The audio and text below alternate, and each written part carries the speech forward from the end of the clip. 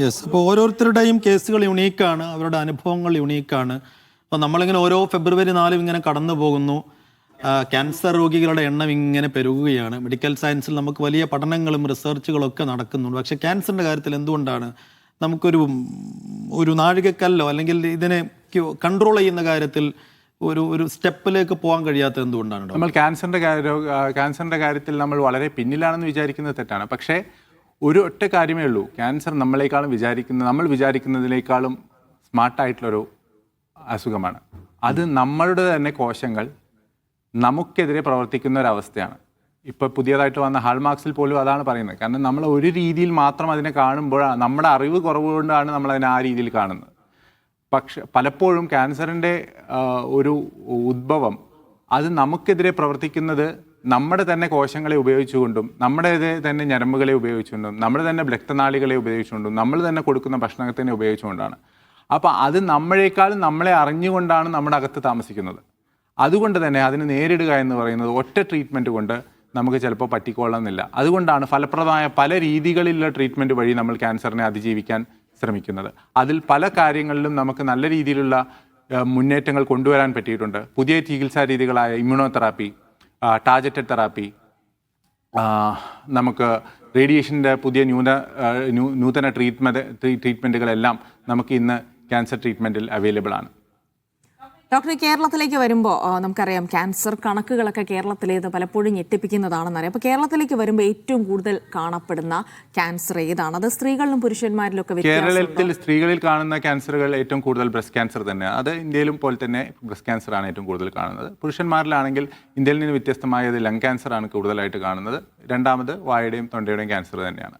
പക്ഷേ ഇത് ക്യാൻസറുകളുടെ വ്യത്യസ്തത തന്നെ അത് എല്ലാവർക്കും ഓരോ തരത്തിലുള്ള റിസ്ക് ഫാക്ടേഴ്സും അതേപോലെ വരാനുള്ള റിസ്കുകളും എല്ലാം വ്യത്യസ്തമാണ്. എന്നാലും കൂടുതലായിട്ട് കാണുന്ന ക്യാൻസറുകൾ എന്തുകൊണ്ടും സ്തനാർബുദവും ലങ്ങിൻ്റെ ക്യാൻസറാണ് പുരുഷന്മാരിലും.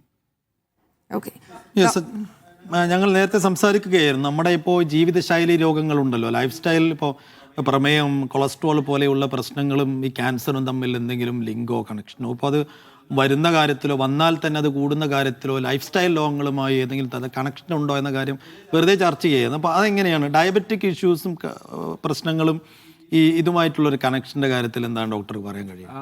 ലൈഫ് സ്റ്റൈൽ രോഗങ്ങൾ ക്യാൻസറിന് ഒരു തരത്തിൽ വഴിവെച്ച് കൊടുക്കുന്നുണ്ട്. അതിനുള്ള മെയിൻ കാരണങ്ങൾ എന്താ വെച്ചാൽ ഷുഗർ ഉണ്ടാകുമ്പോഴുണ്ടാകുന്ന മെറ്റബോളിക് സിൻഡ്രോം, അതായത് നമുക്ക് ഷുഗർ പെട്ടെന്നൊരു ദിവസം ഉണ്ടാകുന്നതല്ല, നമ്മുടെ ശരീരത്തിൽ വരുന്ന പലതരം മാറ്റങ്ങളുടെ അനന്തരഫലമാണ് ഷുഗർ ഉണ്ടാകുന്നത്. ടൈപ്പ് 1 ഡയബറ്റീസിൻ്റെ കാര്യമല്ല ഞാൻ പറയുന്നത്, ടൈപ്പ് 2 ഡയബറ്റീസിന് അത് ഇൻസുലിൻ റെസിസ്റ്റൻസ് വഴി മുഖാന്തരമാണ് ഉണ്ടാകുന്നത്. അപ്പോൾ ആ ഇൻസുലിൻ റെസിസ്റ്റൻസ് ഉണ്ടാകുമ്പോൾ തന്നെ ഇൻസുലിൻ ഗ്രോത്ത് ഫാക്ടേഴ്സ് എന്ന് പറയുന്ന മൂലകങ്ങൾ ശരീരത്തിനകത്ത് കൂടുന്നുണ്ട്. ഇത് ക്യാൻസറിന് വഴിവെച്ചേക്കാം. മാത്രമല്ല അമിതവണ്ണം ഇപ്പോൾ ക്യാൻസറിന് വളരെയധികം ഒരു റിസ്ക് ഫാക്ടറായി അല്ലെങ്കിൽ ഒരു കാരണമായി നമ്മൾ പറയുന്നുണ്ട്.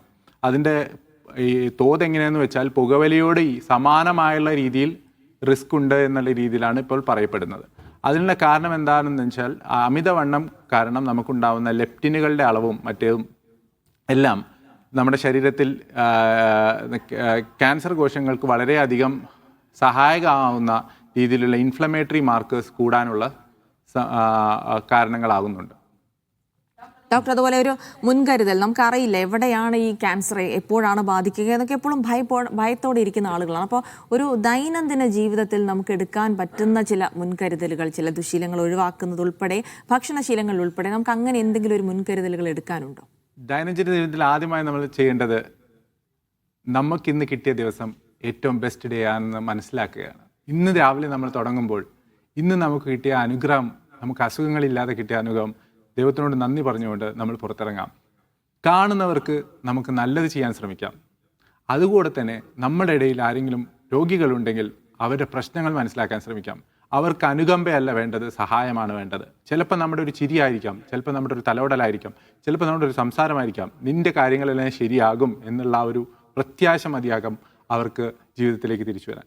ഇതുകൂടാതെ തന്നെ നമ്മളിലേക്ക് തിരിയുമ്പോൾ നമ്മുടെ ഭക്ഷണം വളരെ ഇമ്പോർട്ടൻ്റ് ആണ്. ഇന്ന് ജങ്ക് ഫുഡുകളുടെയും ബർഗറുകളുടെയും എല്ലാം കാലമാണ്. നമുക്ക് എളുപ്പത്തിൽ ഇഷ്ടമുള്ള മൂക്കിൽ മണമടിക്കുമ്പോൾ കഴിക്കാൻ ആഗ്രഹിക്കുന്ന പല ഫുഡുകളും ഇന്ന് നമുക്ക് ചുറ്റുപാടുമുണ്ട്. അതൊക്കെ ഒഴിവാക്കി ജീവിക്കുക എന്ന് പറയുന്നത് വളരെ ബുദ്ധിമുട്ടുള്ള കാര്യമാണെങ്കിൽ തന്നെ നമ്മുടെ ഭക്ഷണങ്ങൾ നമ്മൾ അടിമുടി മാറ്റേണ്ട കാലമായിരിക്കുന്നു. നമുക്ക് ഫൈബർ കൂടുതലുള്ള ഭക്ഷണങ്ങൾ, കൂടുതലായിട്ട് പച്ചക്കറികളും മറ്റേ മാംസ ഇതര ഭക്ഷണങ്ങളും നമ്മൾ കൂടുതലായിട്ട് പ്രിഫർ ചെയ്യാൻ സമയമായിട്ടുണ്ട്. കാരണം നമ്മുടെ ഭക്ഷണത്തിൽ വളരെയധികം മാറ്റം, അതായത് ഷുഗറുകളുടെ കണ്ടൻറ്റ് വളരെ കൂടുതലാണ്. ഷുഗർ കഴിക്കുന്നത് വഴി നമുക്ക് ജീവിതശൈലി രോഗങ്ങളും എല്ലാ രീതിയിലുള്ള ക്യാൻസർ വഴി വകവയ്ക്കാവുന്ന പോലെ അല്ലാതെ തന്നെ ഹൃദയരോഗവും എല്ലാ അസുഖങ്ങളും വരാൻ കാരണമാകുന്ന രോഗങ്ങൾക്ക് കാരണമാകാം.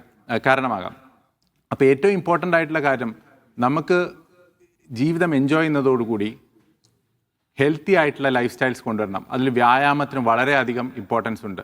വ്യായാമം എന്ന് പറഞ്ഞാൽ ദിവസം എന്ത് പറഞ്ഞാലും ഒരു 30 മിനിറ്റ് നമ്മൾ വ്യായാമത്തിനായി മാറ്റി വച്ചേ മതിയാകും.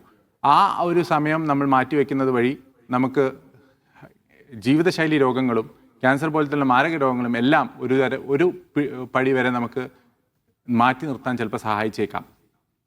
ഈ കാരണങ്ങൾ അത്രയും പറഞ്ഞു കഴിഞ്ഞാൽ തന്നെ നമ്മുടെ സ്ട്രെസ്സ് ഇന്ന് വളരെയധികം കൂടുതലാണ്. സ്ട്രെസ്സുകളുടെ കാര്യം പറയുകയാണെങ്കിൽ നമ്മുടെ ജോലിയുടെ ഭാരവും എല്ലാവരുടെയും സ്ട്രെസ് ലെവൽസ് ഇന്ന് വളരെ കൂടുതലാണ്. കൂടുതലായിട്ട് മൊബൈൽ ഫോൺസിൻ്റെ യൂസ്, എല്ലാം ഉറക്കക്കുറവ്, ഇതെല്ലാം സ്ട്രെസ് ലെവൽസിൻ്റെ അളവ് കൂട്ടുന്നു. ഇതെല്ലാം കുറയ്ക്കാനും നമ്മൾ ശ്രമിക്കണം.